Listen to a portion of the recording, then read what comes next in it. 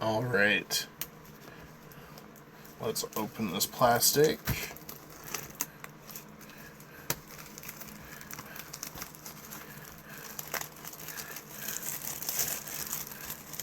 Hello. We are just getting started on the box opening. This serialized card here, that's what we're looking for. There are only 77 in print for the Gold Chocobo.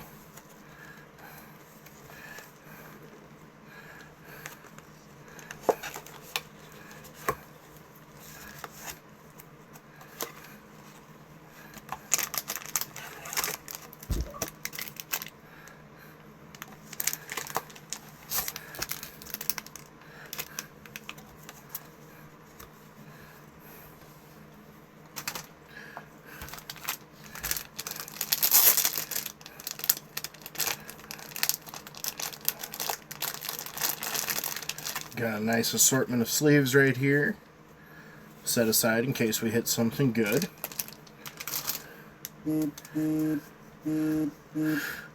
Alright, should we start with the left or the right?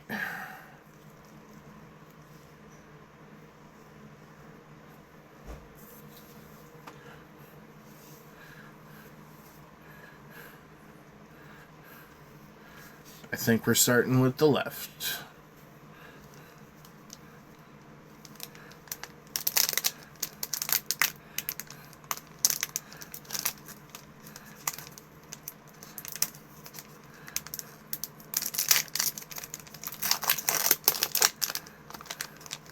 Being as gentle as we can to make sure we're not damaging the cards.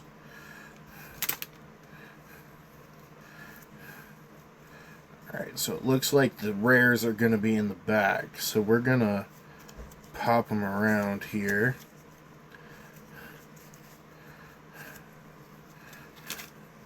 Oh, we've got a secret rendezvous with Yuffie, Chocomog, X-Death,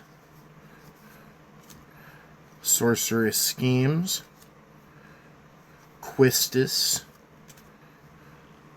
the Balam T-Rexor from Final Fantasy VIII. Just a second, I'm trying to adjust the camera just a little bit. Magic Damper,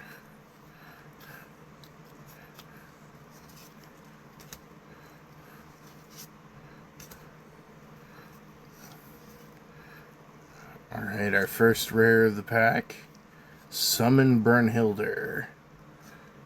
Oh, here we are. Final Fantasy XIII. The Wild Rose Rebellion, that's a reskin on Counterspell.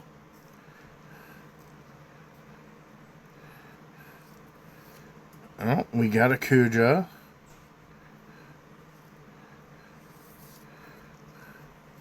Trommel, Seymour's Butler. Whew. Proliferate X times, where X is the number of non-token creatures you control that entered this turn. Edgar.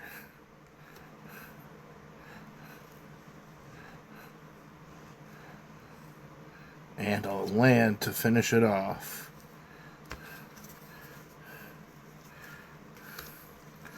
Alright. Not a bad start. Not quite the bombs we're looking for.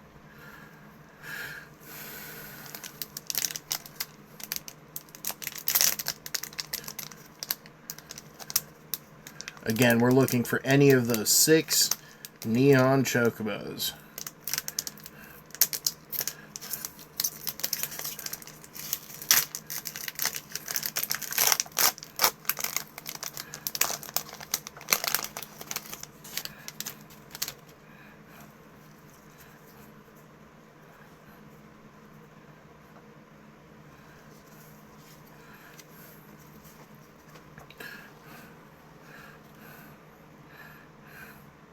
Alright, there's a Chase Foil Vanille,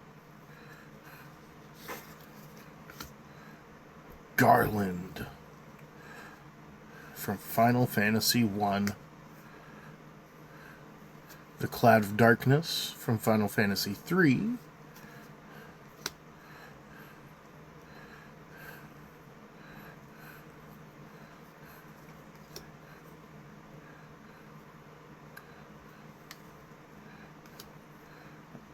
Instant ramen, because everyone needs some ramen.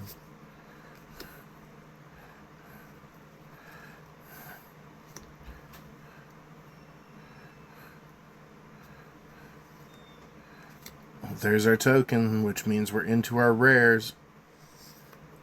Oh, we've got Arden the Usurper.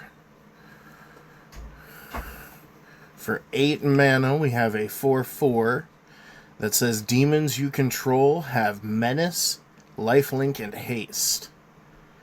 At the beginning of combat on your turn, exile up to 1 target creature card from a graveyard.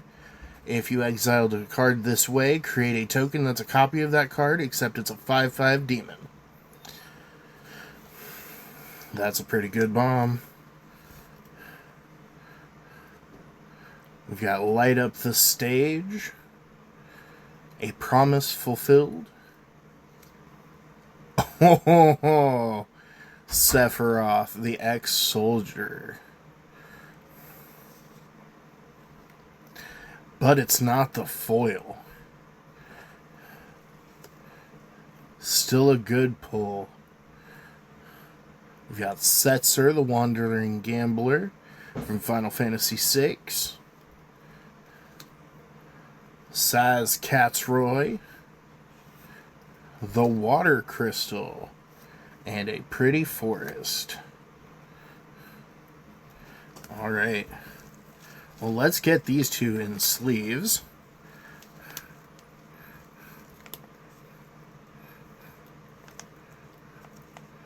If I can remember if they're top or side loaders.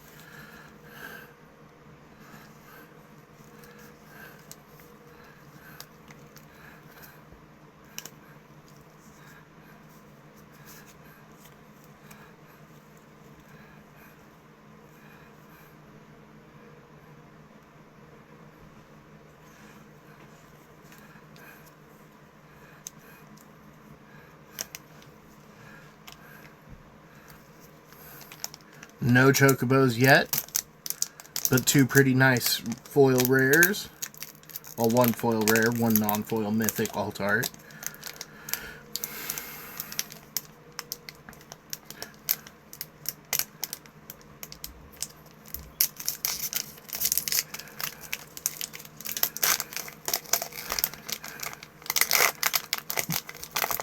Haha. Be smarter than the plastic. That's what they tell me.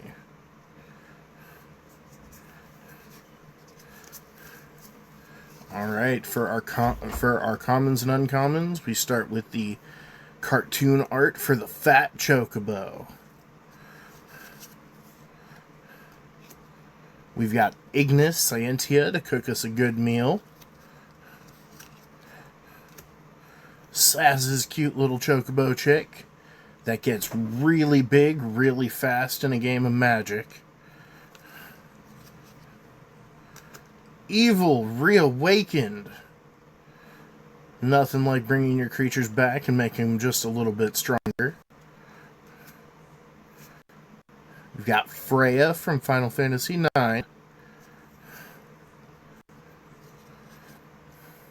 Now I'm just hoping I can get Vivi.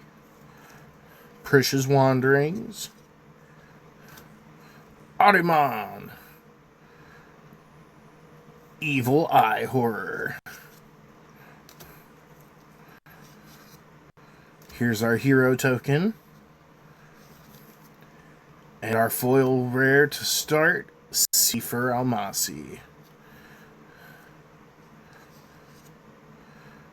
The Imperial City of Arcades. Esper Origins. Ooh, that's an alt art for the Water Crystal.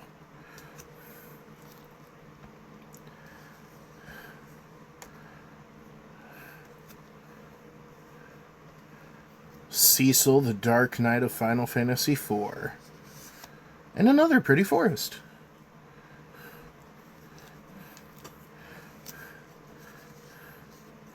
Alright, some nice things in that pack too. But still none of our Chocobo. They seem to be rare even in the rare slots.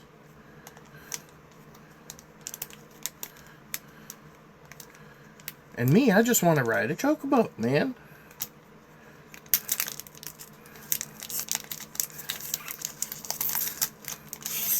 Uh-oh. Aha, there we go.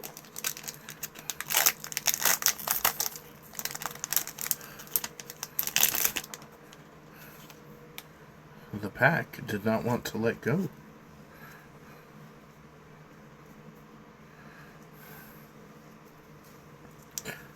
Alright. For our foil alt art uncommon, we have Esperama. Barrett Wallace. The big man with the cannons. Crystal Fragments is an interesting equipment here. Can also turn into Alexander.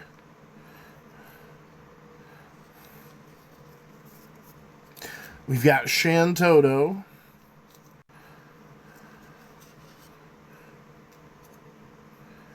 Albert Steiner, a 2/1 lifelinker. The Lunatic Pandora.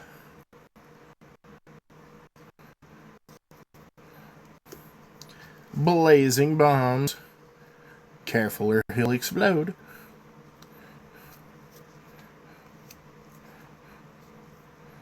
The Adventurer's Airship. Oh, hey, this one's a Bard hero. And our rare Jador, Aristocratic Capital. For 6 mana, cast the adventure side of it, and the opponent will mill half of their library. Rounded down, of course. And then you can play it for the land. Battle at the Big Bridge is a fatal push. Look at that. We've got Cloud X Soldier. Non-foil. Lulu. We have a non-foil Arden.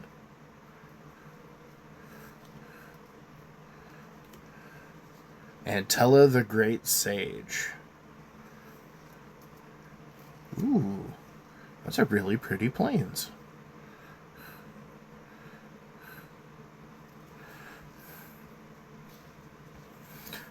Okay, we've got 2 more in this half of the collector booster.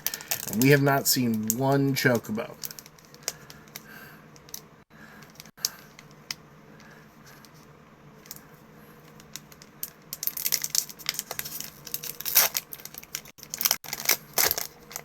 That's not true. We've seen Saz's Chocobo, but that's not the Chocobo we're looking for.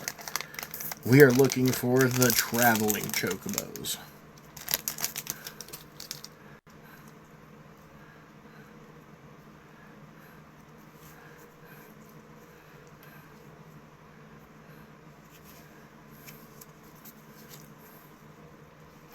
Alright. Starting our uncommons, we've got a Stolen Uniform. Fang the Fearless LC to go with our Vanille that we pulled earlier. Hey, Tifa's Limit Break. Nothing like up to tripling your creature's power and toughness. We've got Elbed Salvagers. This is really good in a limited format. Restoration Magic.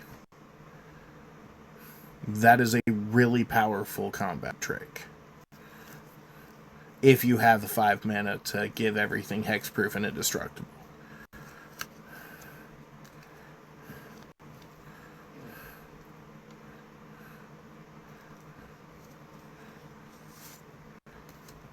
Summon the Chocomog. Hopefully that's a light for us, and not the light of judgment. Alright, what do we got? Ho ho ho ho ho ho! That is a Showcase Foil Clive Ifrit's Dominant. That is a really nice hit.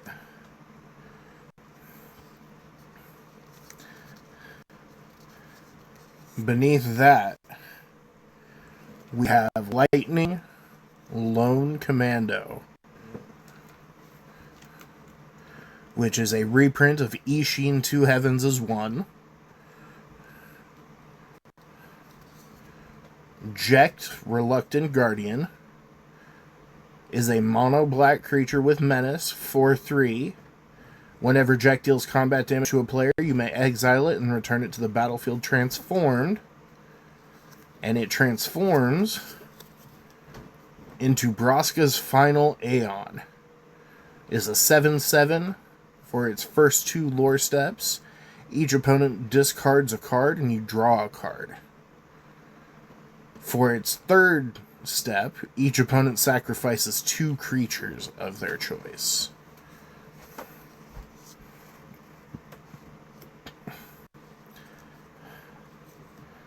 We have Ardbert, the Warrior of Darkness from Final Fantasy XIV. Whenever you cast a white spell, put a +1/+1 counter on each legendary creature you control. They gain Vigilance until end of turn. Whenever you cast a black spell, put a +1/+1 counter on each legendary creature you control. They gain Menace until end of turn. That's pretty good for a 3-drop. He does not transform.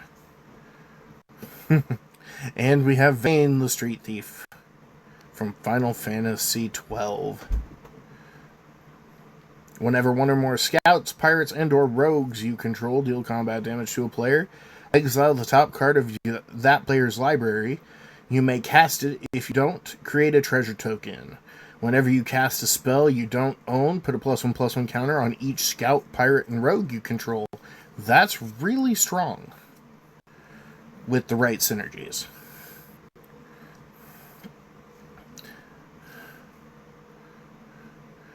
Astrologian's Planisphere. This is an equipment. Equipped creature is a wizard in addition to its other types and has whenever you cast a non-creature spell and whenever you draw your 3rd card each turn, put a +1/+1 counter on this creature. Nice. Ooh, and a very pretty island.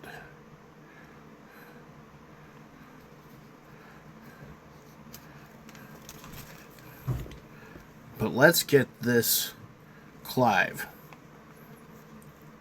put in a safe home. Oh, I didn't flip him. I didn't show you the Ifrit.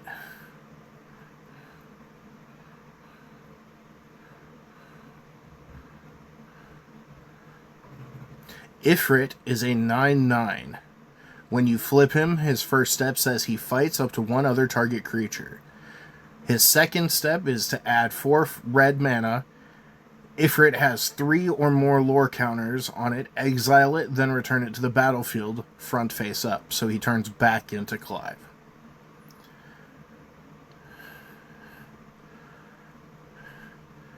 I'm surprised he doesn't have any keywords, though. Like Menace or Haste or Trample, Lifelink. Although I would think it would most likely be Trample. But he doesn't have one, so it doesn't matter.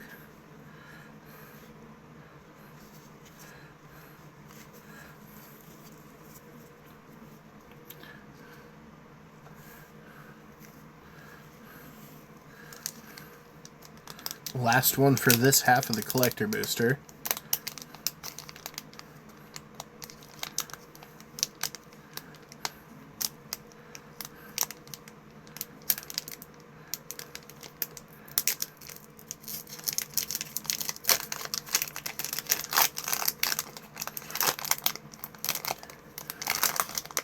Being as delicate as possible in case we do end up with one of the Chocobos. Still not the Chocobo we're looking for.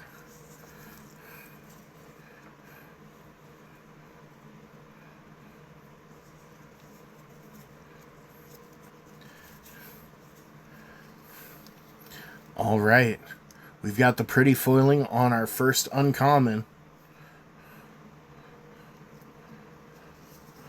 So we are going to slide her in a protector too. Quistis will let us states that you may cast target instant or sorcery card from a graveyard. That's not just my graveyard. It could be my opponent's graveyard as well. So if my opponent's cast something like a powerful removal spell, I can use it too. It also states that mana can be spent as though it were any color to cast that spell. So even if it's not in my colors. The Gold Saucer, a fun place to gamble. It lets you flip a coin. If you win, create a treasure token. Or you can sacrifice 2 artifacts to draw an extra card. Hey, we've got Black Waltz number 3 from Final Fantasy IX. Is it gonna tell us that we get a VV?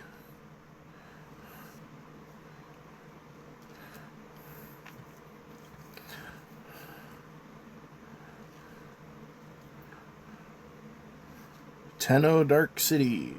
Oh, Trenno Dark City.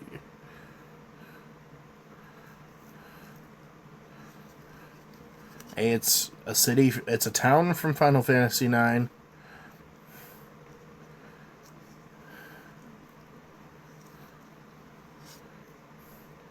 Hey, we've got some guys all greens. Are we summoning a Chocobo with this?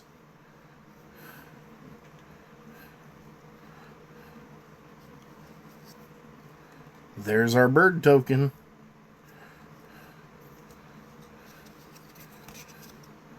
And Black Wizard.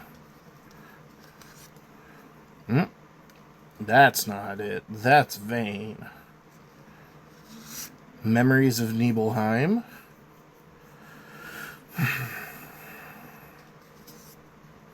Absolute Virtue.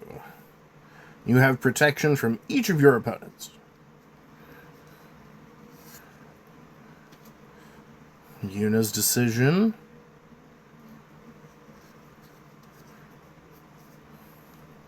We have the Ultimate Magic Holy. Permanents you control gain indestructible until end of turn. If this spell was cast from exile, prevent all damage that would be dealt to you this turn. And then to follow that up, we have Tifa Lockhart. She has Trample and Landfall. Whenever land you control enters double Tifa Lockhart's power until end of turn. Hey, I think that's our first pretty swamp.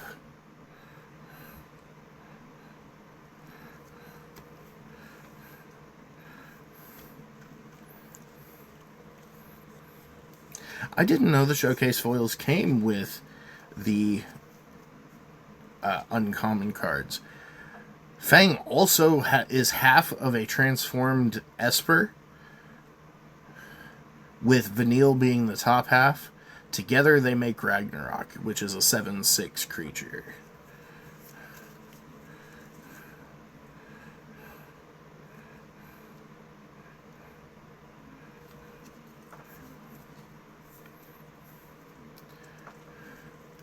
It's kind of funny that both of my pretty arts here were for flip cards.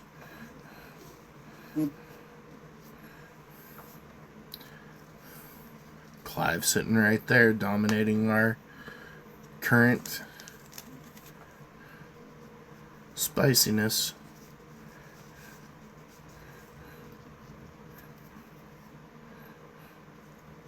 Yeah, let's move these down a little.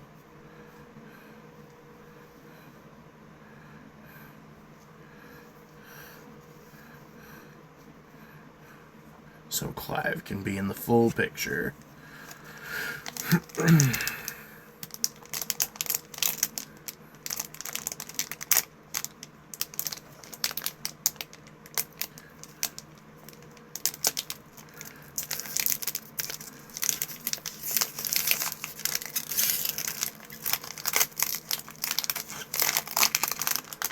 Alright. The first pack from the second half.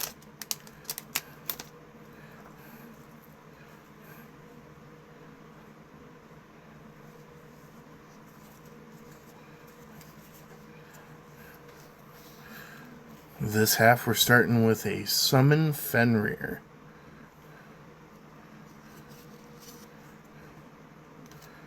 Rydia, Summoner of the Mist. Landfall, whenever a land enters under your control. You may discard a card if you do draw a card. Summon, for X and tap. Return target saga card to the with mana value X from your graveyard to the battlefield with a finality counter. Which means if it dies again, it goes away forever. Rydia's Return. This can be a really good game ender if you have a large creature supply, or you can return up to 2 permanents from your graveyard to your hand. Hey, Reno and Rude. The Menace 2-1 duo. Whenever Reno and Rude deal combat damage to a player, exile the top card of that player's library, then you may sacrifice another creature or artifact. If you do, you may play the exiled card this turn, and mana of any type can be spent to cast it. Hey, Grahatia. Whenever one or more other creatures and or artifacts you control die, draw a card. This ability only happens once a turn.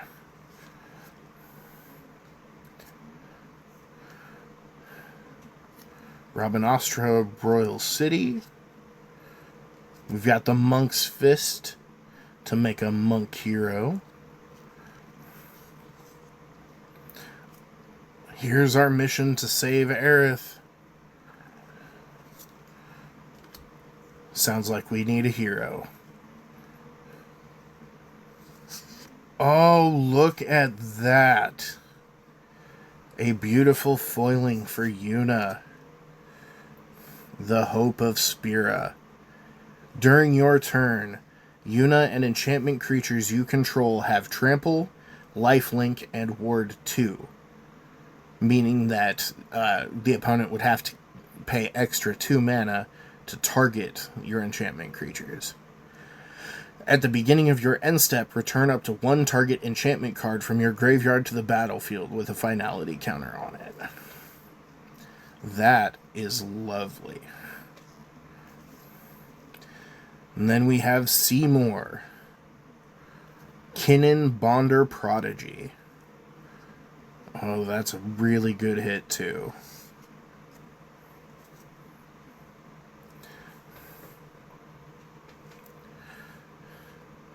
Summon Leviathan.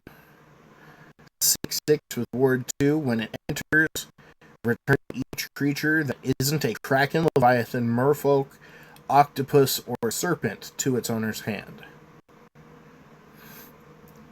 For steps 2 and 3, until end of turn, whenever a Kraken, Leviathan, Merfolk, Octopus, or Serpent attacks, draw a card.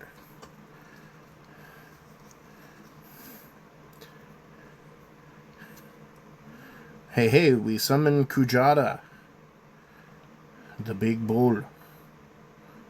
Ox, sorry.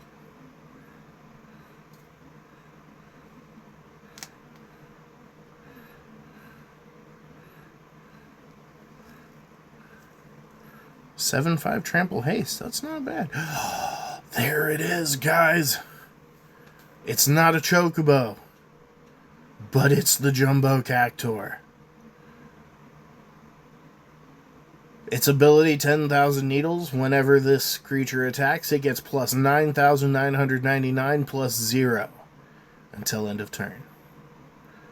This is a 10,000 power creature when it's attacking.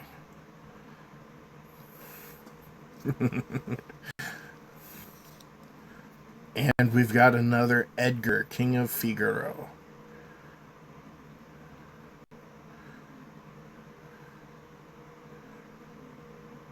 Ooh, when he enters, draw a card for each artifact you control.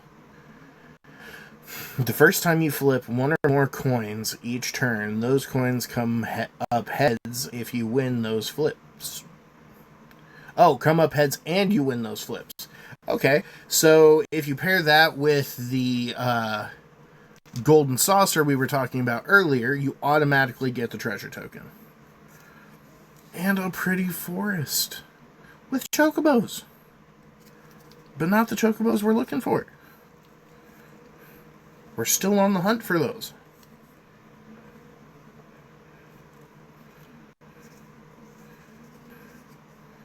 We've only got 5 more packs for those.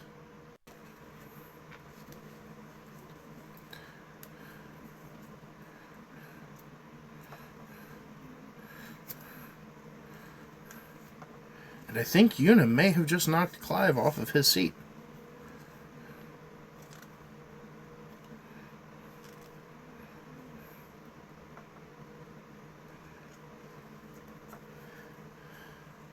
I'm not actually familiar with Final Fantasy XVI, though. I've heard the gameplay is fun, but it's more linear than the other Final Fantasy games. It's not as open world and free-to-play travel.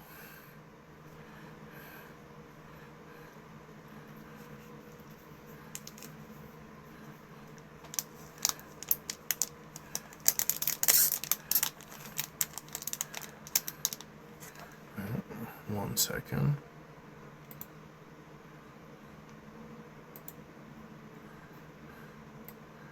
Got a pair of J's to crease here.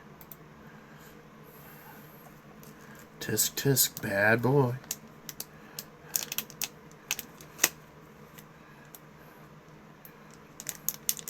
We don't buy views around here.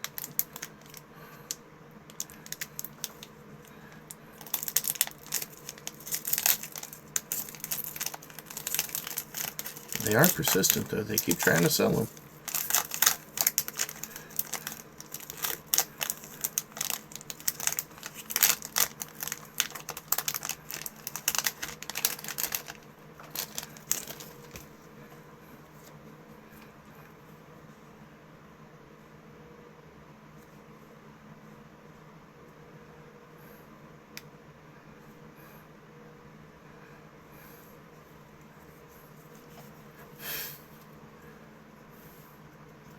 Okay.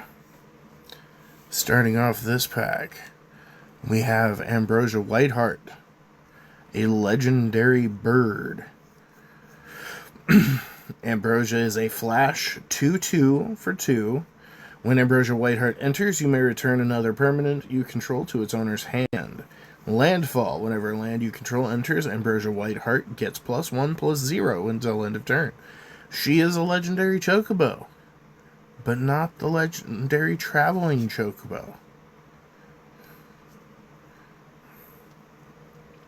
Ooh, summon Anima with an alternate art. She's a 4/4 menace, saga horror.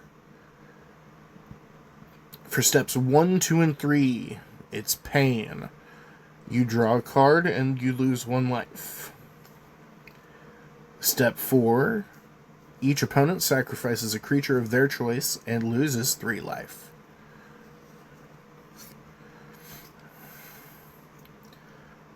Garland, the Knight of Cornelia.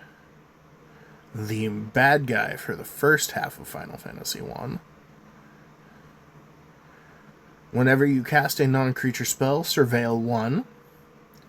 For 3, black, black, red, red, return this card from your graveyard to the battlefield transformed.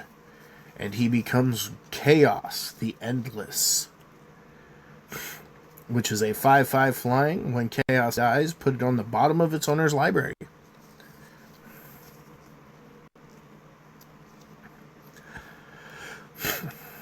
We are back to another Rydia, Summoner of the Mist. Shambling Sieth. For 3, it is a 3/3. This creature enters tapped. Whenever you cast a non-creature spell, you may pay black. If you do, return this card from your graveyard to your hand. It is important to specify that it is your graveyard. Here we have a fat Chocobo. Still not the Chocobos we're looking for, kids. There's so many Chocobos that aren't the Chocobos. Hello! You have missed half of the collector booster box opening. I didn't get your husband though.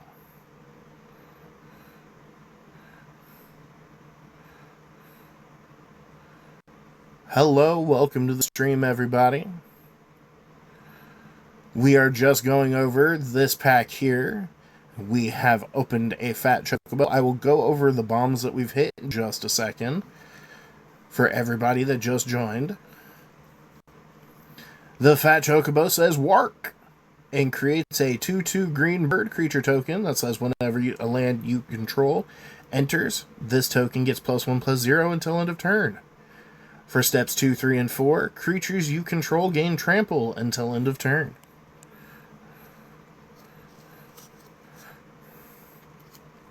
We have a town greeter, which is a human citizen. When this creature enters, mill 4 cards. You may put a land card from among them into your hand. If you put a town card into your hand, this way you gain 2 life. So he wants towns. GF Ifrit. Steps 1 and 2 say that you may discard a card. If you do, draw a card. Steps 3 and 4, you add 1 red mana. Oh, here's our hero. Which means we are now into the rares of this pack. Let's start with that alt art foil jumbo cactor.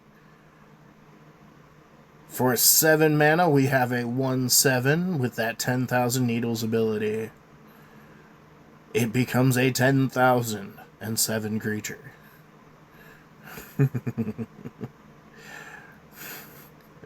One of the most unique cards in the set, and I really want to play with it.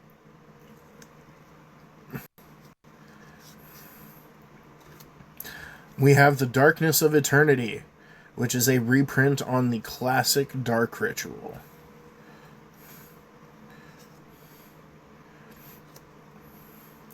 Hey, rejoin the fight.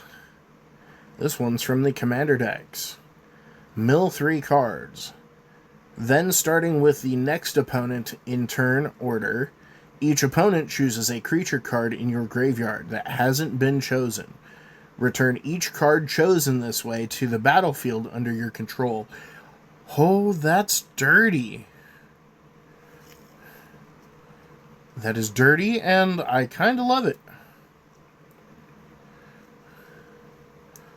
The Ex-Soldier Military Program. Another enchantment from the Commander decks. This one is Final Fantasy VII specifically. At the beginning of combat on your turn, choose one. If you control a commander, you may choose both instead.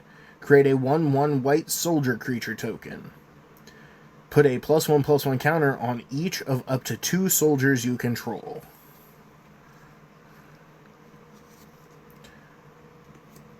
Followed by Genova, the Ancient Calamity. This card is really dirty. At the beginning of combat on your turn, put a number of +1/+1 counters equal to Genova's power on up to one other target creature. That creature becomes a mutant in addition to its other types. Whenever a mutant you control dies during your turn, you draw cards equal to its power.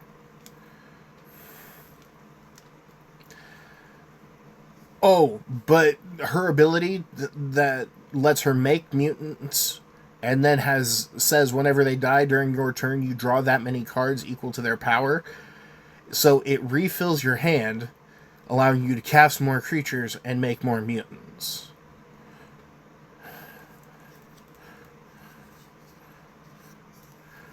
Hey, it's Bob, the Dark Confidant. At the beginning of your upkeep, reveal the top card of your library and put that card into your hand.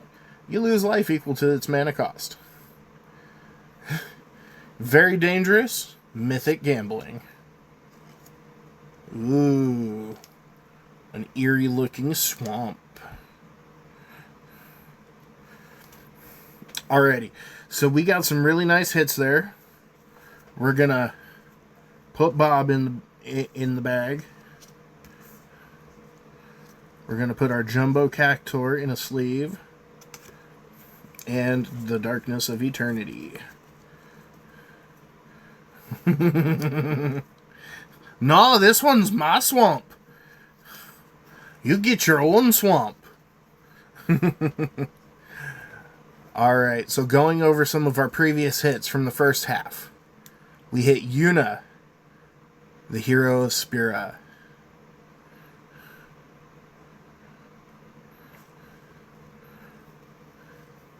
Seymour Guado, which is a reprint from the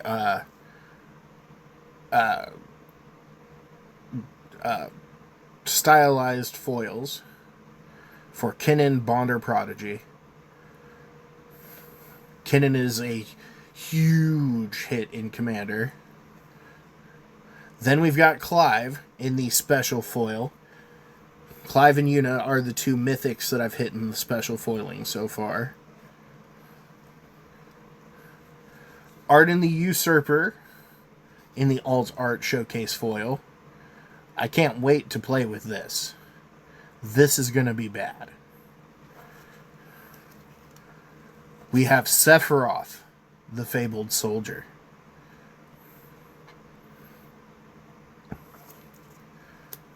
And we've got Fang, the Fearless LC, in the special foil. Now I need to get a Vanille in that special foil so we can have a showcase foil Ragnarok.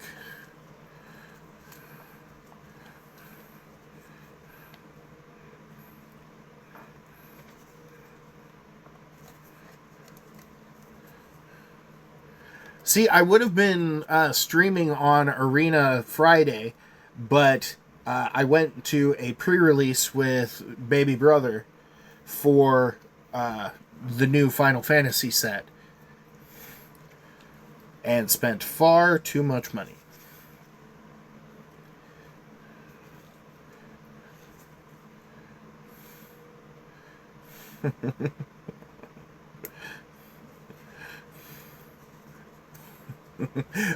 Hey, trading the way of the firstborn. Do I look fey to you? Don't answer that.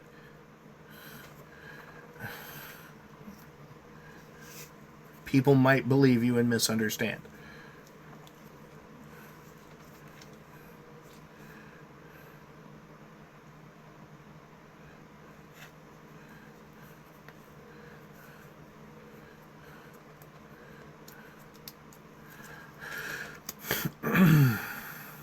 There you go, Bobo. Sit next to Yuna. Alright, on to the next one. I still haven't gotten any Chocobo, though. That's not true. I've gotten a lot of Chocobos, just not the Chocobos I'm looking for.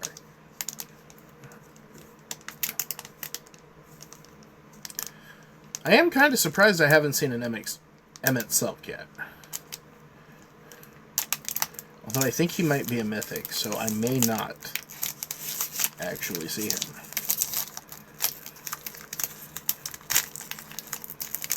I'll have to check on that one. He's either rare or mythic. I know somebody pulled him the other day.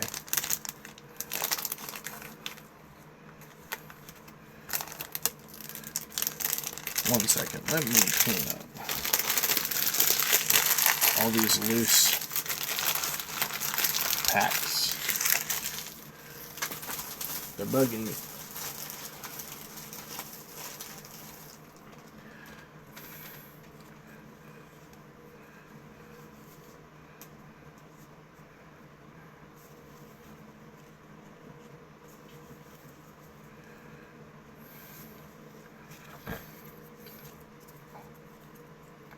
Alrighty. Now that we've gotten that taken care of, back to business.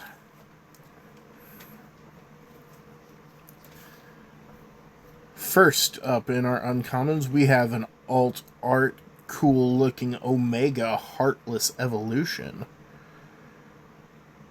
from Final Fantasy XIV. For 7 mana, he is an 8/8 with the ability Wave Cannon. When Omega enters, for each opponent, tap up to 1 target non-land permanent that opponent controls. Put X stun counters on each of those permanents, and you gain X life, where X is the number of non-basic lands you control. That's pretty dirty, and can very easily end games. Oh, there's Rufus Shinra. This is the first of him I pulled in this box, too. Legendary Human Noble, 2/4. When Rufus Shinra attacks, if you don't control a creature named Dark Star, create Dark Star, a legendary 2/2 white and black dog creature token.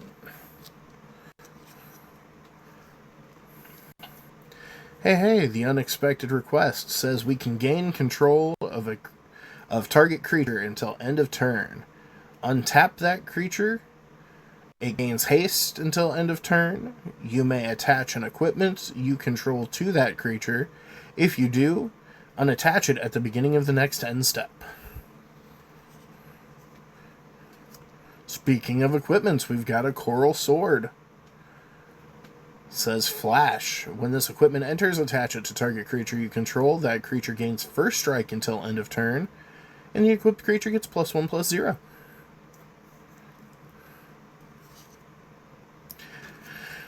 Travel the Overworld. We get to travel on a Chocobo. It has affinity for towns, and we draw 4 cards. That's really powerful if you have a lot of towns, because you can pay as little as 2 mana for it. Retrieve the Esper. We create a 3/3 blue robot warrior artifact creature. Then, if this spell was cast from a graveyard, put 2/+1 counters on it with flashbacks, so you can play it from the graveyard.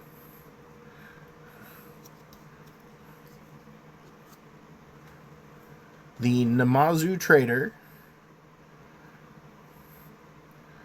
I'm pretty sure between the Final Fantasy games, the most cards went to Final Fantasy VII. Second, I do believe, was Final Fantasy XIV.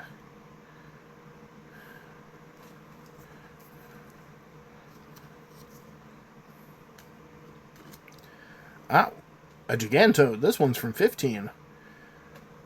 For 4 mana, it is a 4/4. As long as you control 7 or more lands, it gets +2/+2.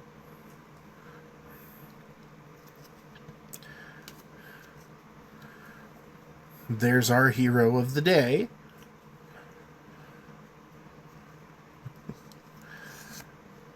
Ooh, look at that showcase foil on Seifer. Final Fantasy VIII didn't get a whole lot of cards because the product is one of the least popular of the set, which always bugged me because it was the first one I ever played, so of course it's one of my favorites. But we'll set Seifer aside here to get him sleeved up. We have Vane, Aspiring Sky Pirate, which is a reprint of Captain Lannery Storm, a legendary human pirate with haste. Whenever Vane attacks, create a treasure token. Whenever you sacrifice a treasure, Vane gets +1/+0 until end of turn. Oh yeah, we found him. Vivi, the most beloved black mage, and one of the most broken cards in this set.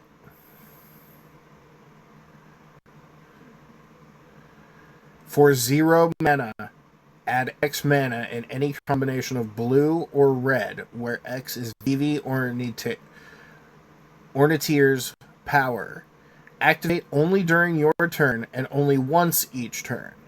Whenever you cast a non-creature spell, put a +1/+1 counter on Vivi, and it deals 1 damage to each opponent. So not only does it buff itself up, it deals 1 damage to each opponent, and gives you more mana to cast more spells. Vivi is just so broken, and kinda really want to build it. But people will not like me.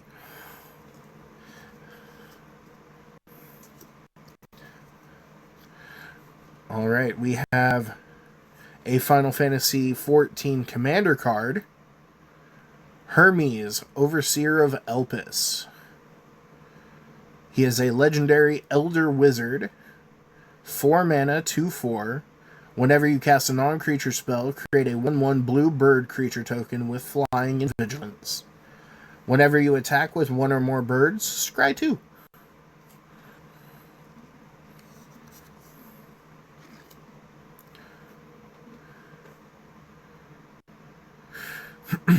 Now we have Kryl Baldesian, which is also from the Final Fantasy XIV Commander. She is a 2/1 with lifelink that says whenever you cast a non-creature spell, you may return target creature card with mana value equal to that spell's mana value from your graveyard to your hand. Do this only once each turn.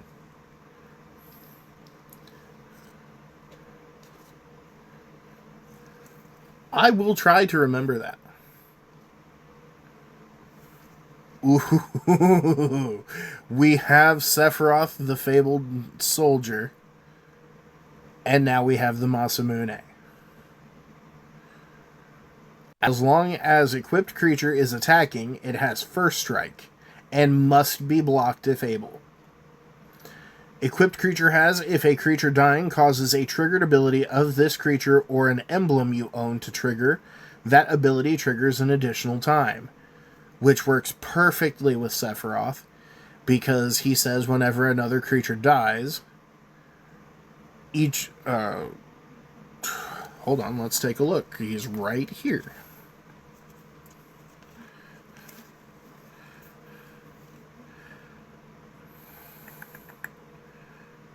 Target opponent loses 1 life and you gain 1 life. I thought it said each, but it's target. If this is the 4th time this ability has resolved this turn, transform Sephiroth. And when you transform him, you get an emblem that says the same thing. So Masamune works double good with Sephiroth. And then we've got a Foily Wastes.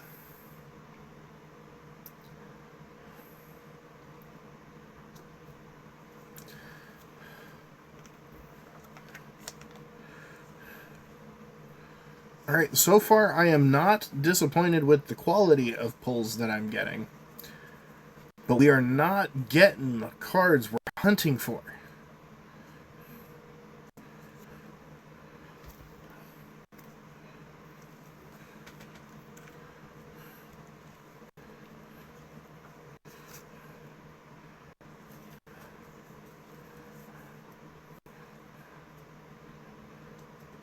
I want the pretty birdies.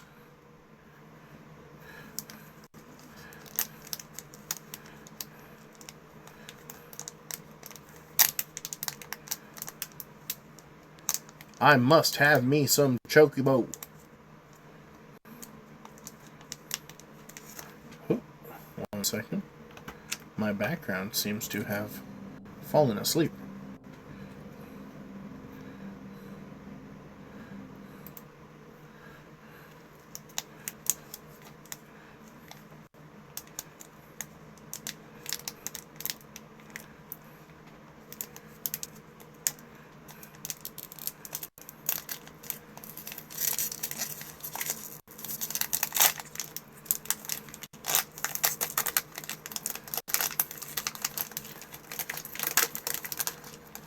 So again, the hunt is still on for the Traveling Chocobos.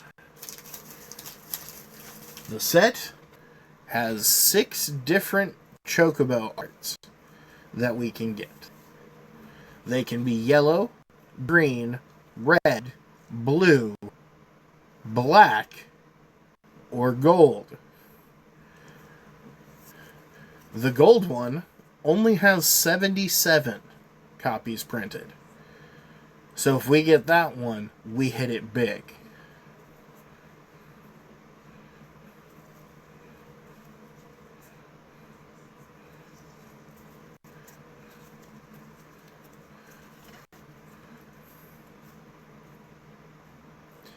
But at this point, I would be happy to see any of them.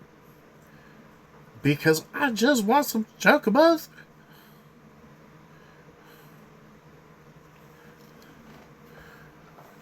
Alright, starting with the uncommons, we have Summon Primal Garuda.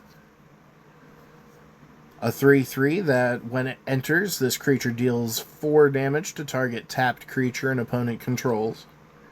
It has flying, down here in the keywords. For steps 2 and 3, another target creature you control gets +1/+0 and gains flying until end of turn.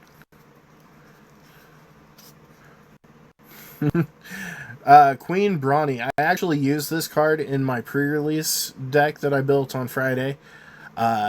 She has Prowess, which means whenever you cast a non-creature spell, she gets +1/+1 until end of turn. And whenever Queen Brawny attacks, create a 0/1 black wizard creature token with whenever you cast a non-creature spell. This token deals 1 damage to each opponent. I made a red-black wizard's tribal.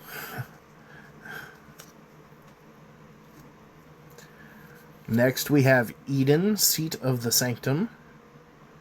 It is a town. Tap to add 1 colorless mana.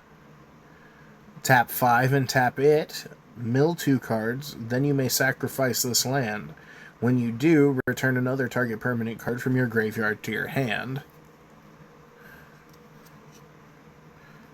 Hey! We got Titus, the Blitzball Star. He is a 2/1 that says whenever an artifact you control enters, put a +1/+1 counter on Titus. Whenever Titus attacks, tap target creature and opponent controls. Oh no! We've had a random encounter. Shuffle your library, then mill 4 cards. Put each creature card milled this way onto the battlefield. They gain haste. At the beginning of the next end step, return those creatures to their owner's hand. That's pretty neat, actually. It's really expensive, so it probably won't see limited play.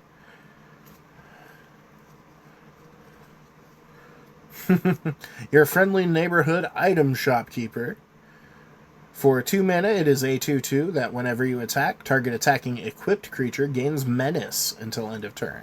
Menace means that it has to be blocked by 2 or more creatures. Oh no, it's a Hectize. For 2 mana, this is a 1/1. When this creature enters, each opponent discards a card. And our hero token, which means we are at the rares for the pack. Let's see how we did in our third to last pack for this box. Ho ho ho ho! Look at that foiling. It is the showcase foil for Lightning, Army of 1. For 3 mana, she is a 3/2 with First Strike, Trample, and Lifelink. Whenever lightning deals combat damage to a player until your next turn, if a source would deal damage to that player or a permanent that player controls, it deals double that damage instead. That's really dirty. Because it's until my next turn. So say in Commander, any of my opponents would deal double damage to the target. Or permanents they control, such as planeswalkers, creatures. Oh, it's broken. I love it.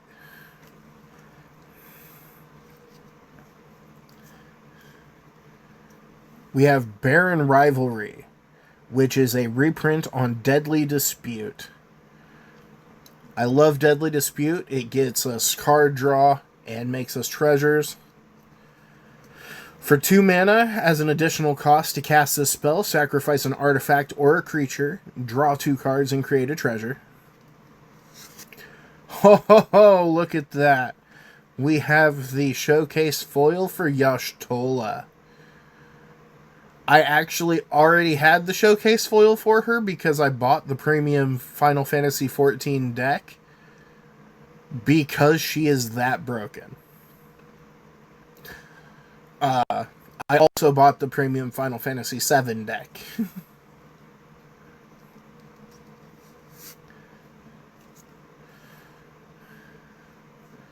Speaking of Final Fantasy VII, here we have Tifa Lockhart.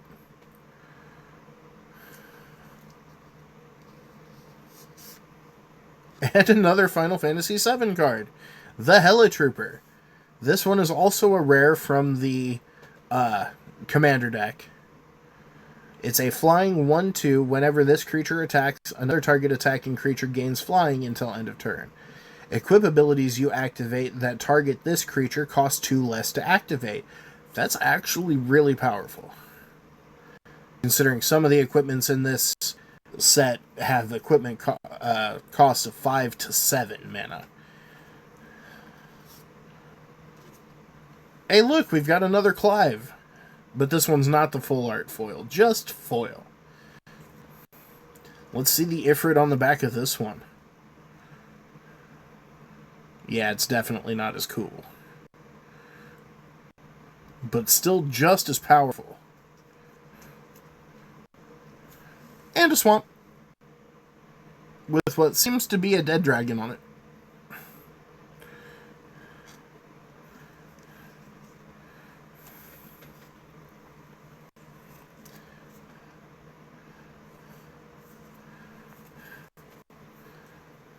Yeah, I picked up the premium Y'shtola Commander deck because it's going to be bad. She's a 2/4 with Vigilance. At the beginning of each end step, if a player lost 4 or more life this turn, you draw a card. That's every turn. My turn, my opponent's turn, any turn. If an opponent lost 4 or more life. I don't have to be the one to cause that damage either. But to make sure it happens, whenever you cast a non-creature spell with mana value 3 or greater, Y'shtola deals 2 damage to each opponent, and you gain 2 life. So if I cast 2 spells on my opponent's turn, I'm drawing cards on their turn.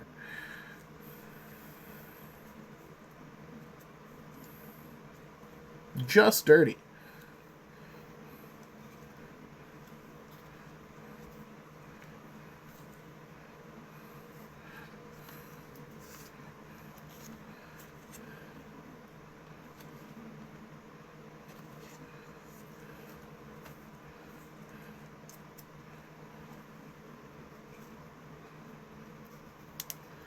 I got 2 more packs.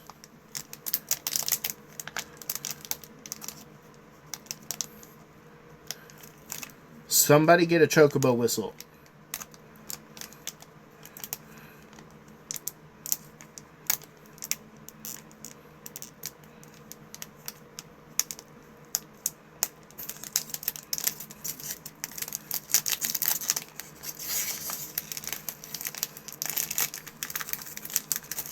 Why Are you giving me problems, Peck? Are you hiding the chocobos? Don't go hiding the chocobos.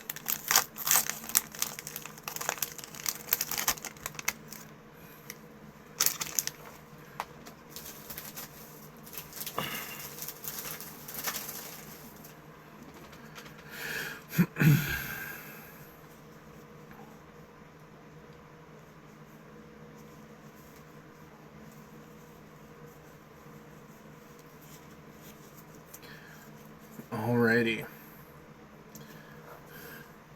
Starting with the uncommons, we have Torgal. He's a fine hound. For 2 mana, it's a 2/2. Whenever you cast your first human creature spell each turn, that creature enters with an additional +1/+1 counter on it for each dog and or wolf you control. It also taps to add mana of any color, so great fixing. If you're running multiple dogs, then he's going to be really good and really powerful. Summon Primal Garuda in the alternate art.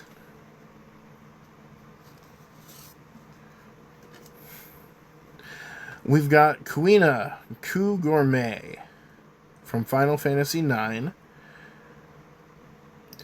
Kuina is a 3-drop, 2/3.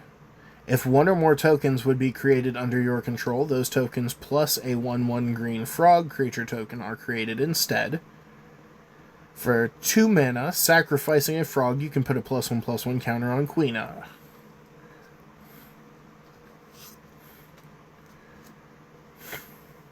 We have Summon Shiva. For 5 mana, Shiva is a 4/5. Her first 2 steps are Heavenly Strike. She taps target creature an opponent controls, putting a stun counter on it, which means it doesn't untap for 2 turns. For her 3rd step, Diamond Dust. Draw a card for each tapped creature your opponents control.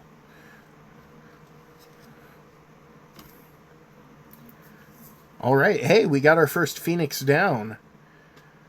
It is 1 white for an artifact that says 1 and 1 white and tap. Exile this artifact. Choose 1. Return target creature card with mana value 4 or less from your graveyard to the battlefield tapped. Or exile target skeleton, spirit, or zombie. I like the flavor.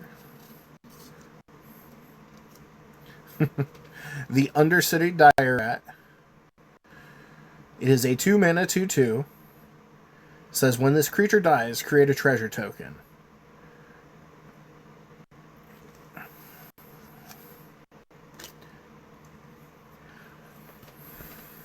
Guado Salam is just a 2-color land.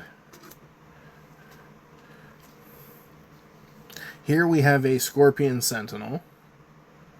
As long as you control 7 or more lands, this creature gets +3/+0, so it becomes a 4/4. There's our hero. So let's see what we've got in our rare category.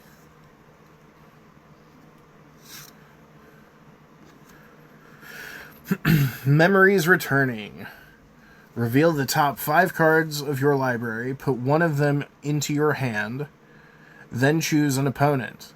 They put one on the bottom of your library, then you put one into your hand. Then they put one on the bottom of your library.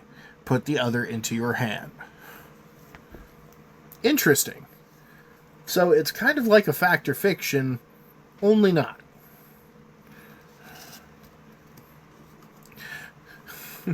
There you go, pancakes. We have Emmett Selk. Ashian? You're going to have to tell me the pronunciation on that one, too. He is a reprint of Kirik, son of Yawgmoth. He is a 2/2 for 3 Phyrexian black mana and 4.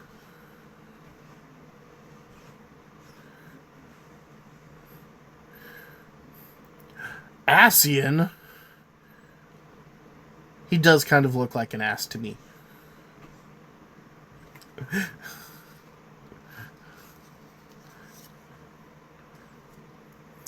We have Celeste Rune Knight, which is the alternate commander for the Trance deck for Final Fantasy VI.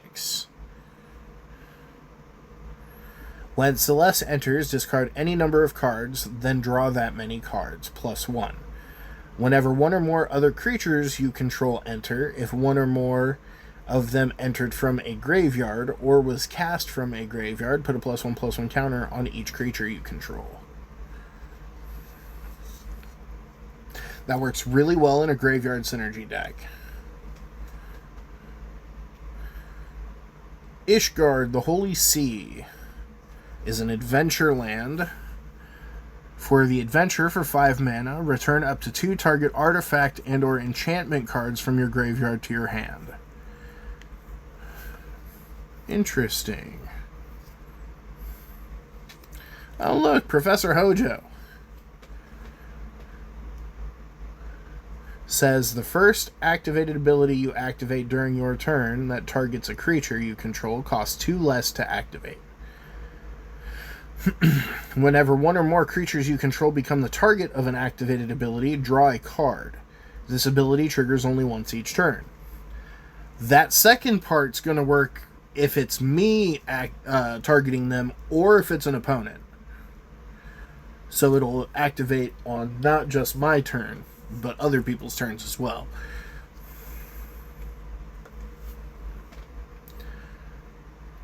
Bartz and Boko.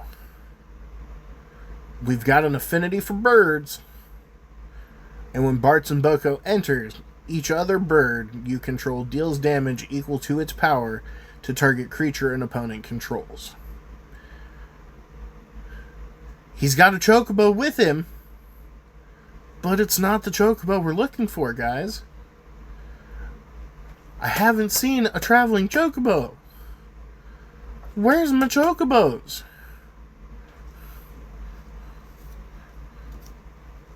The mountain is very pretty. Now where's my green Chocobo to climb the mountain?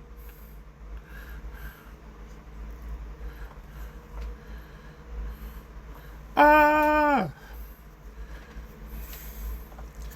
Last pack. This is the last one. I need all of your blessings. Mwah. By Terra. We need Chocobos. Chocobos. In the name of Chocobo.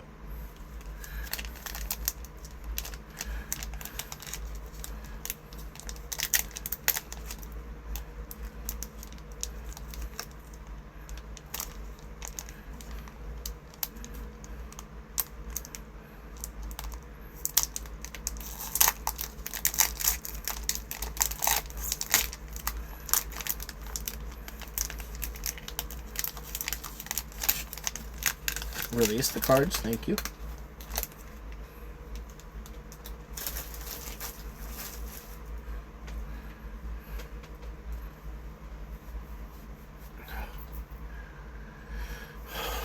Man, I'm so nervous trying to get these Chocobos. I am sweating. Although that might also be the gloves.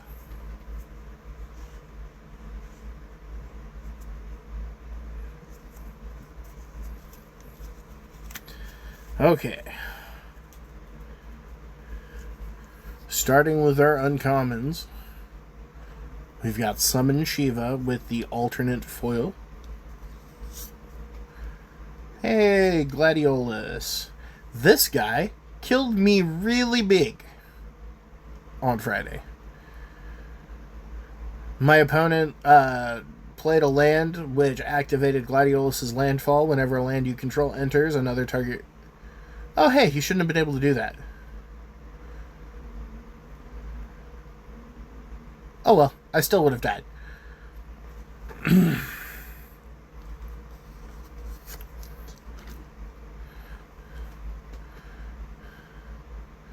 We have Fang the Fearless LC.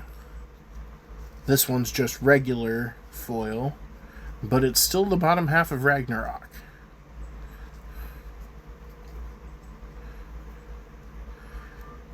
We have Gyat, King of the Dwarves. He is a 1/1 with double strike. Whenever Gyat or another dwarf you control enters, and whenever an equipment you control enters, you may discard a card. If you do, draw a card. We have a Circle of Power. You draw 2 cards and lose 2 life. Create a 0/1 Black Wizard creature token with whenever you cast a non-creature spell. This token deals 1 damage to each opponent. Wizards you control get +1/+0 and gain lifelink until end of turn. That would have been really good in my deck. Why do I never see these cards when I'm building a deck?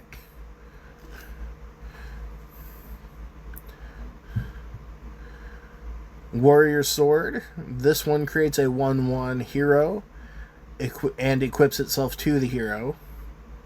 Equipped creature gets +3/+2 and is a warrior in addition to its other types. Equip 5.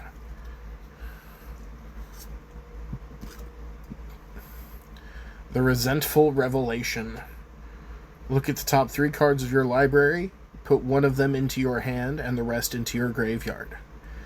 I actually did a really cool combo with this and GF Cerberus, which we haven't seen, where GF Cerberus says for step 2, the next instant or sorcery you play gets copied once. With the step 3, it says it's copied twice. So I cast Resentful Revelation 3 times.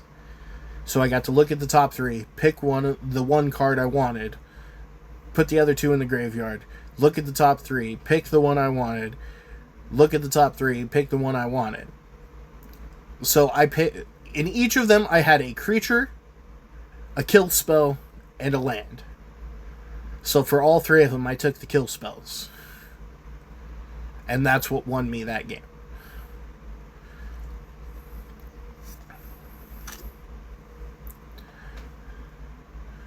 Hey, you're not alone.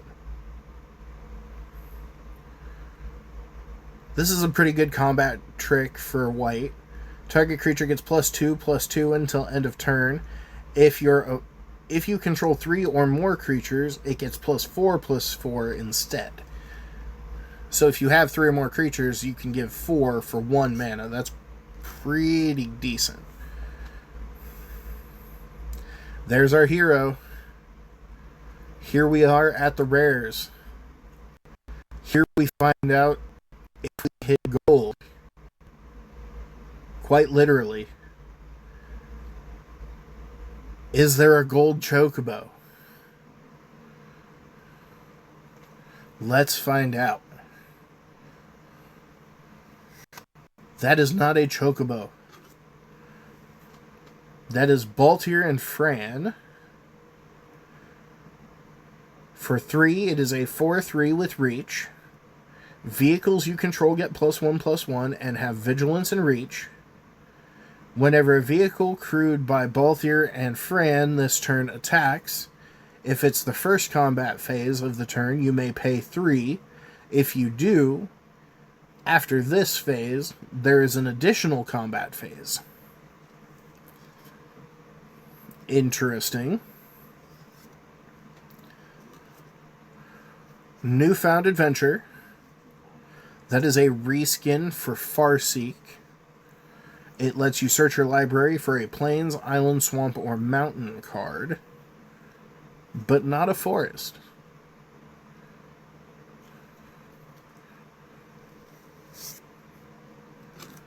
Go-Go, Master of Mimicry. For 3 mana, Go-Go is a 2/4. Says for XX, tap. Copy target activated or triggered ability you control X times. You may choose new targets for the copies. This ability can't be copied,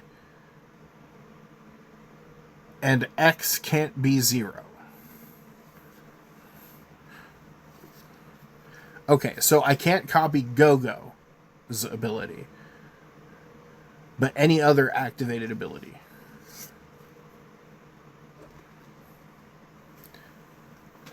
We have Gao, Feral Youth. For 2 mana, he is a 2/2 human berserker. He has the ability Rage. Whenever Gao attacks, put a +1/+1 counter on it. At the beginning of each end step, if a card left your graveyard this turn, Gao deals damage equal to its power to each opponent. That's pretty nice, actually. I would have loved to... Oh, hey, it's a commander card. Okay. No wonder I didn't see that.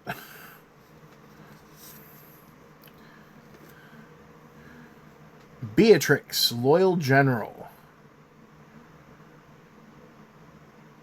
She is a 6 mana 4/4 with Vigilance. At the beginning of combat on your turn, you may attach any number of equipment you control to target creature you control. That's pretty good. It subverts the cost for equipping.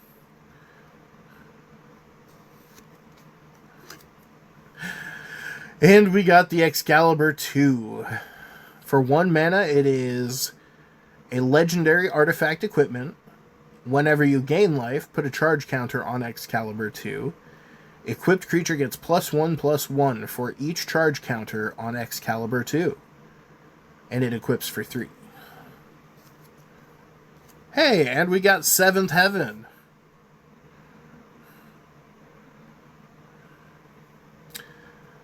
Alright. Well, that's unfortunate. We did not get any Chocobos. Well, that's not true. We got plenty of Chocobos. Just not the Chocobos we were looking for.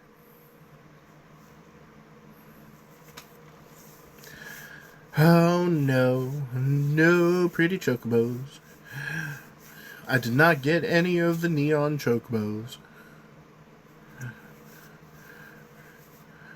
The funny part about the Chocobos, they're not what you would consider powerful. They're not bad cards. It's just that there are 6 of them. They are in the rare slot. And the serialized Golden Chocobo card only has 77 printings, which is what's going to make it valuable. Because everyone wants the shiny.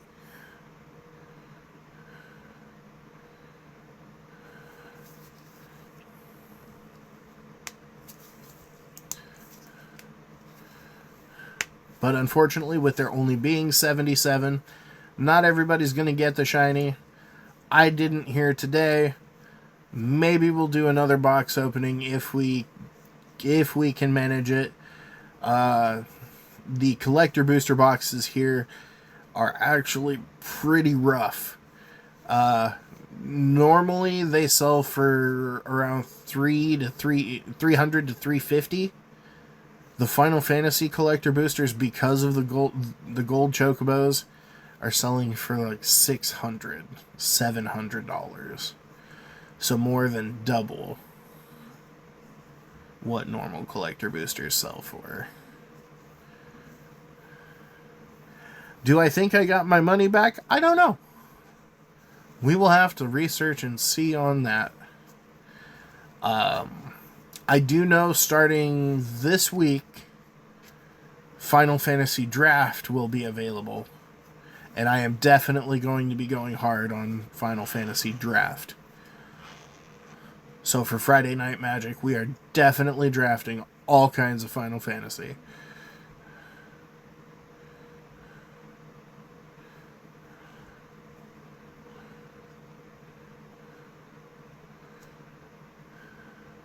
I only got 1 art for the Emmett Silk, though. I didn't get the set art for Emmett.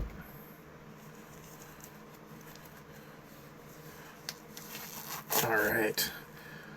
And the gloves have come off. We did not get the Gold Chocobo. Which is really sad, because I've heard that there is a game store in Canada offering a bounty of $30,000 for a Gold Chocobo. And as of yesterday, I've heard that only 2 have been opened. Numbers 11 and number 44 of 70.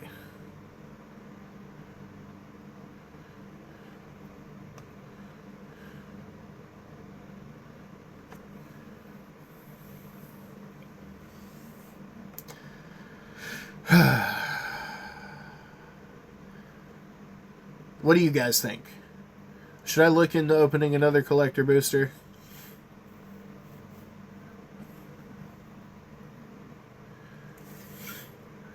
We got some really nice things out of this one. We got the pretty lightning. We got the pretty Y'shtola. We got 2 Clives. Well, one of them's in that pretty foiling.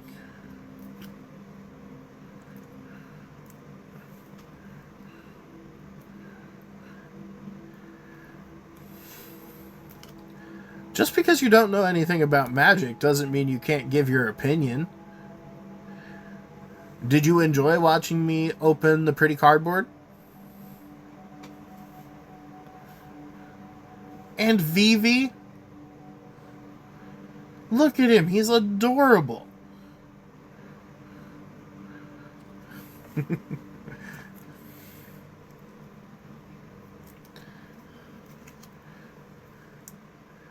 And look at this goofy-ass cactus.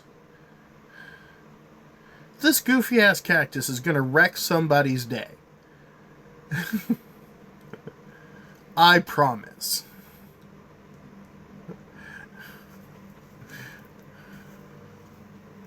I'm going to have fun wrecking somebody's day with that cactus.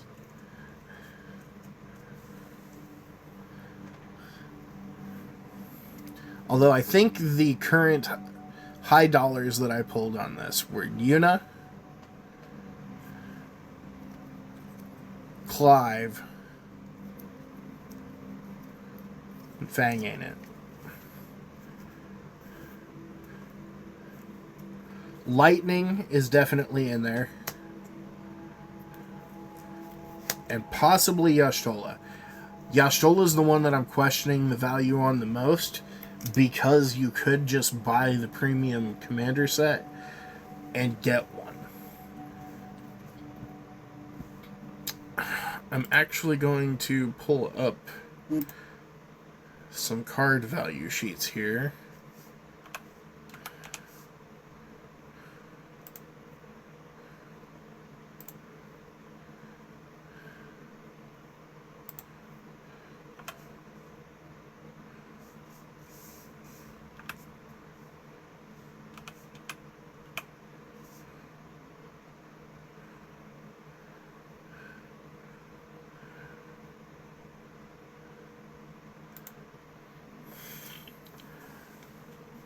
Oh, well, hello.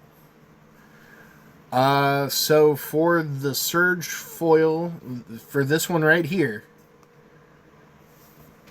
according to the site that I am looking at, she is $480.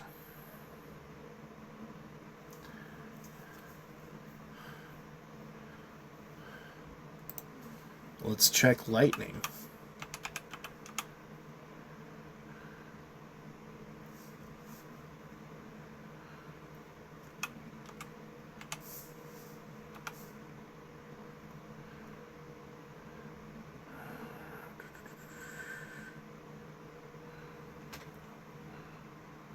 Borderless Surge foil. Lightning is showing for $165.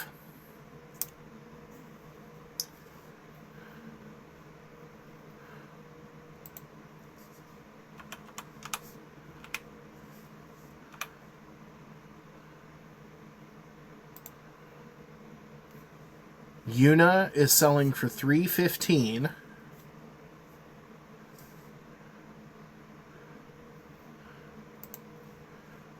Just because I'm curious about Seymour here. And I spelled his name wrong.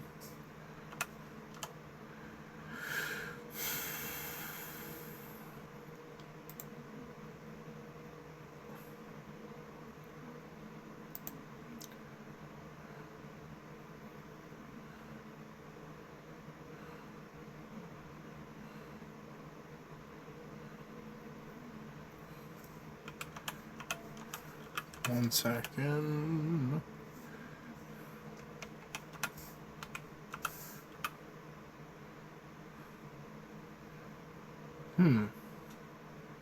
Is he only available in foil?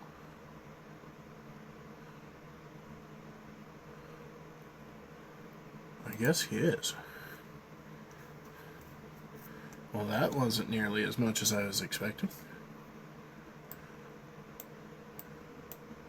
He didn't even pay for half a pack.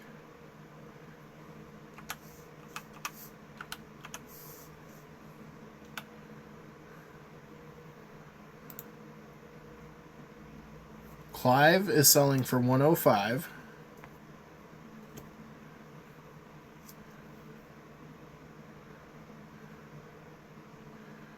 So all in all, I did, in the Surge foils, make more than I spent on the box.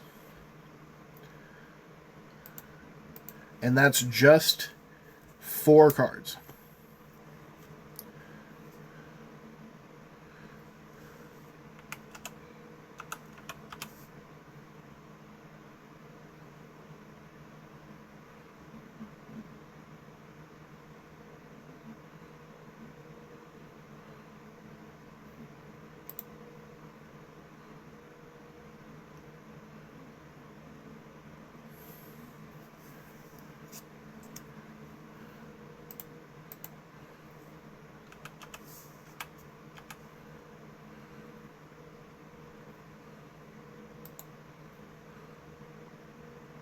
Sephiroth here, even without the Surge foiling, is $76. Which isn't surprising. So, it depends where you look. The collector booster boxes, I was expecting to pay $750. But I picked it up for $600.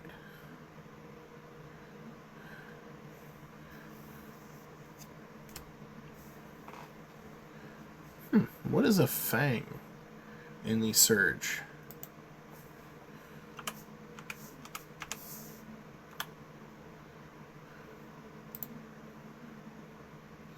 $10 for an uncommon. Not bad, actually.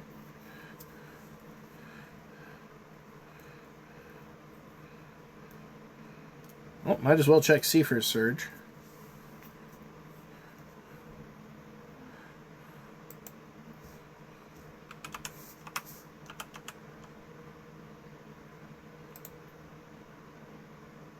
$17, not bad.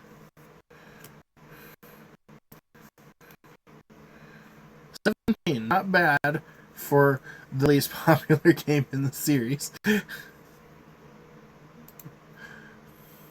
Yeah, no, the collector booster boxes are always really high on cost.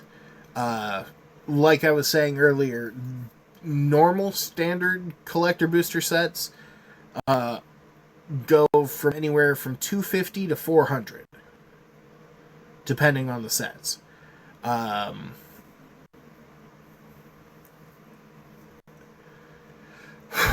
With this one being a premium standard set, like I said, I was looking at them before I went and purchased one, and saw them from anywhere from $700 to $850. So when I found one for $600, I was like, yes, give me one, thank you.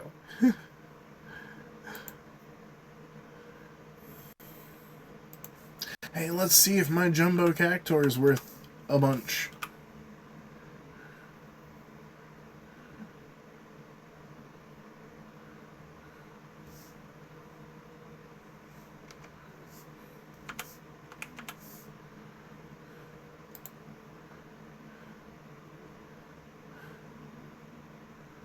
It doesn't say foil.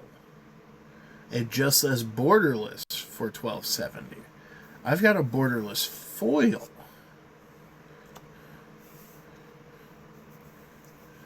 That's not going to be much. Let's just see what my borderless Vivi is going for, too. Because I know everybody wants Vivi.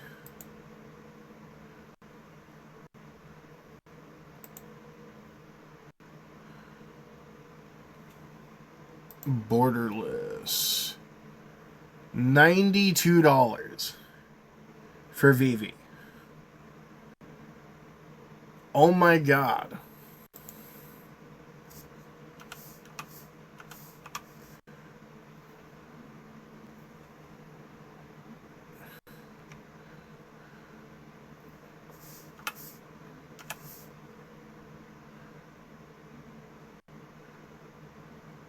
Okay, it doesn't look like he's got the surge foiling.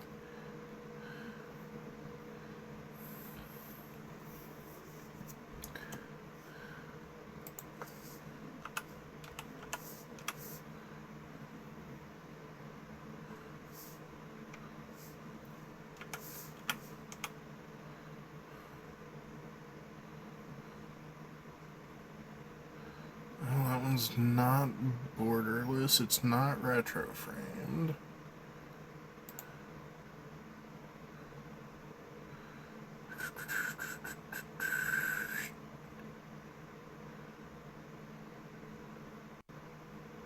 Okay.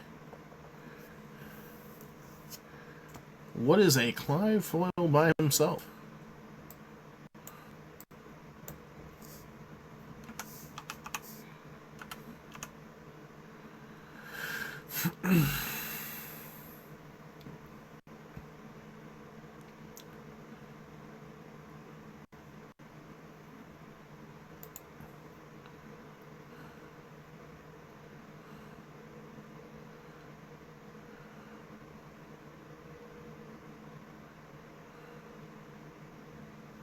Ooh, that one's pretty. But is not the one that I have.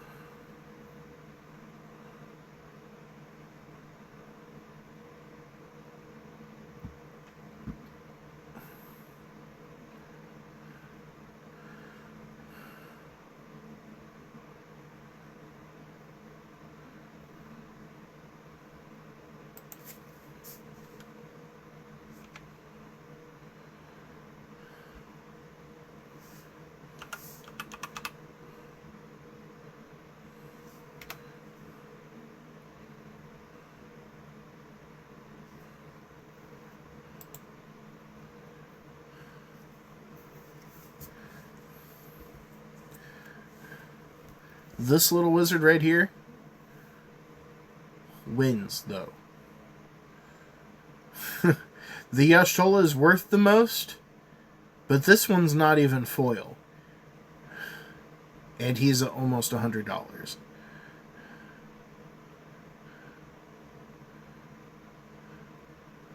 Give it up for the cuteness.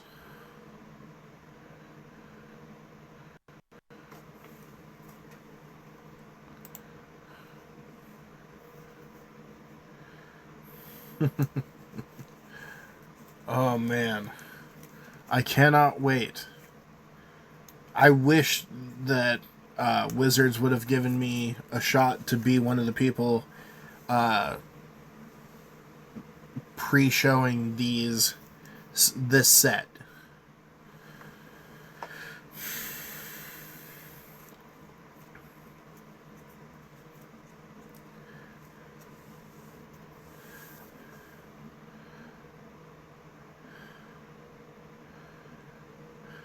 Because I would have loved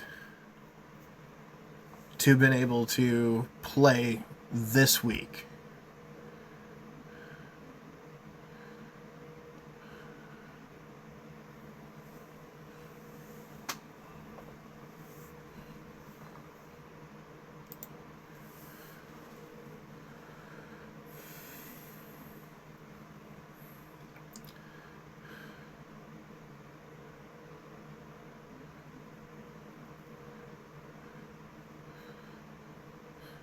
Alrighty, well, the box opening is done for the day. Mainly, I wanted to talk today about opening the collector booster box, seeing if we could get some of those Chase Chocobo cards. Unfortunately, we didn't get those. Had I gotten any of those, you would have heard me freak out because let's take a look at that price guide I was looking at. Traveling Chocobo.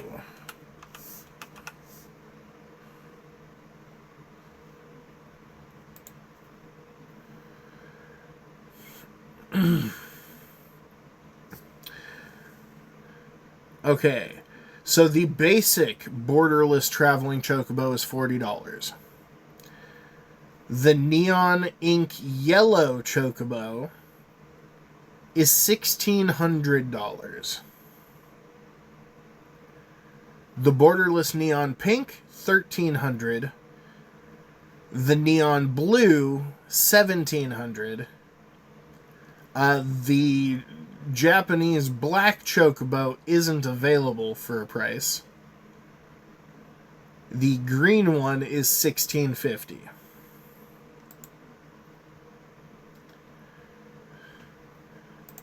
So had I hit any of those Chase Neon Chocobo, I probably would have freaked out.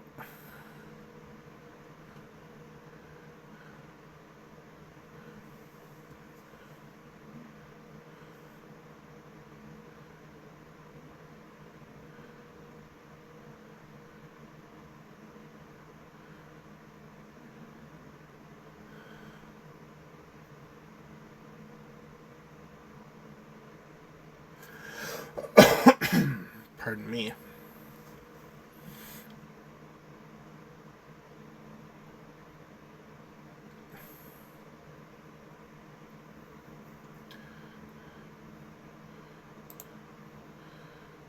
Alright, I'm going to shrink my cam.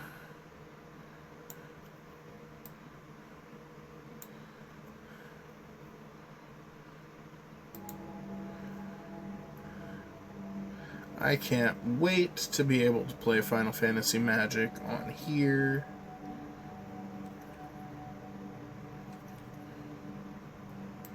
Pretty sure that's going to be available Tuesday.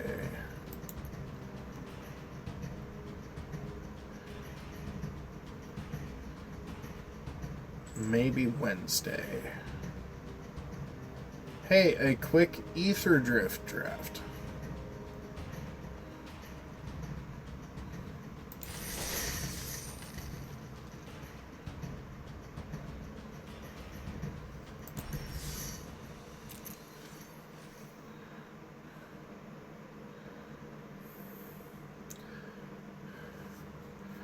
So yeah, I'm definitely going to have to check and see if that price is accurate for Yashtola. And if it is, I may end up not keeping that because that's almost another box.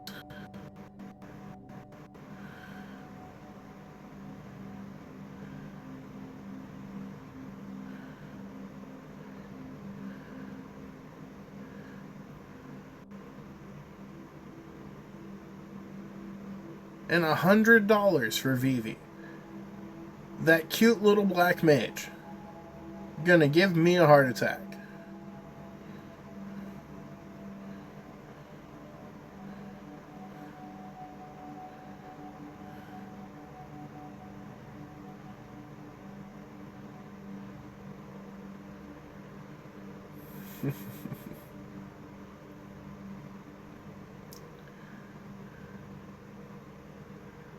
Alright guys, I know this has been a shorter stream than we usually do. Usually we go 3 to 4 hours.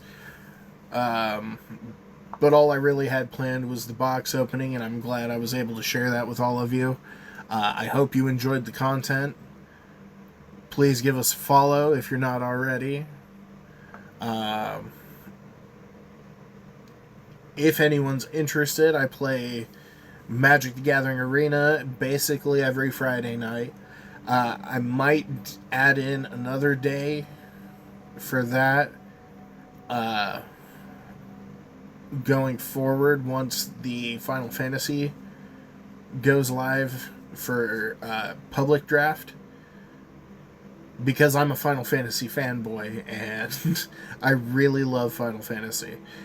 And I've played the set a little bit already with a pre-release that I went to on Friday.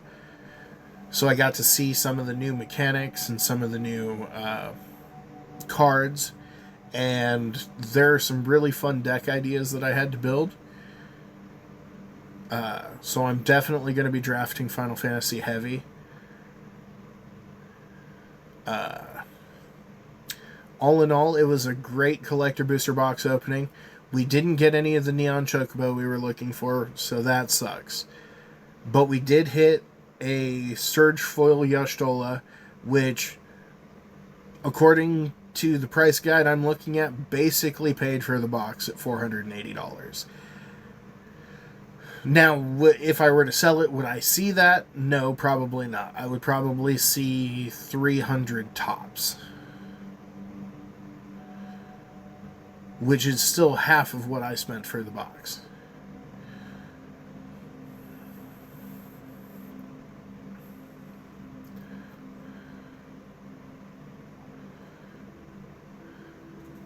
But the Neon Chocobos, that's what I was looking for. The Neon Chocobos, the least expensive one that I saw listed on the price guide that I'm looking at, is $1,300 for the Neon Pink Chocobo.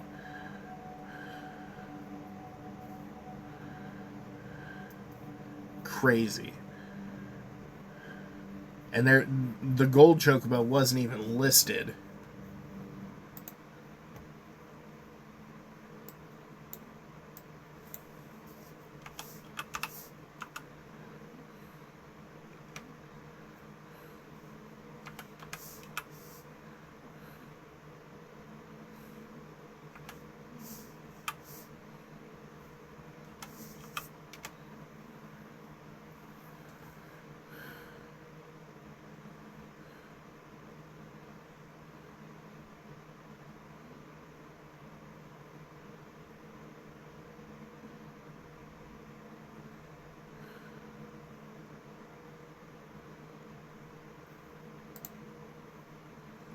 Today has been a crazy day.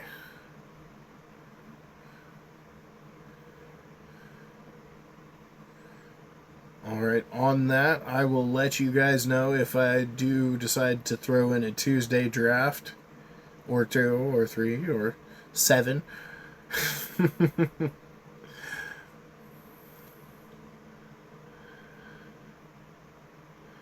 You guys have a great rest of your Sunday evening.